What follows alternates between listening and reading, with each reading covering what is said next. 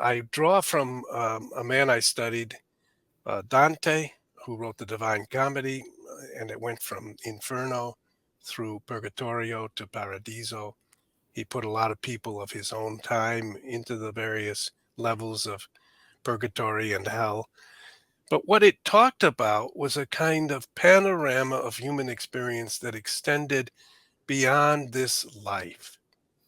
It's as if the sound and fury of this life, which is very pressing on all of us, all the things we have to do, nevertheless is not the only story.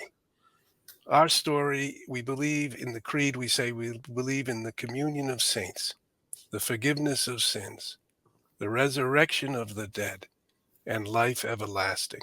Now, we could say we don't believe in those things. We're not Christians anymore. We don't say the creed. But once we believe in those things, we relativize our present life and we add in the forgiveness of sins, what you just referred to with regard to Capucci, the chance of restarting a life, of overcoming terrible. You mentioned people wishing to kill themselves. You mentioned people passing through the sorrow of a child's death or a divorce.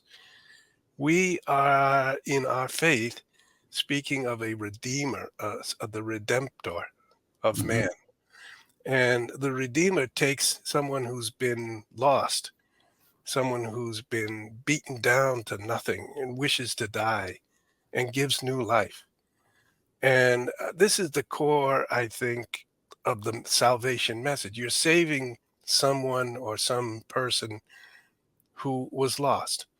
Always, it's in the parables, it's even one out of 100. 99 are okay, but only one is lost. But you still go after that one. And that's why you tried to redeem even situations of conflict with diplomacy and negotiation, why you tried to be peacemakers, to cite the Beatitudes, blessed are the peacemakers. And it's always because this life extends in its meaning and its consequences in space and in time.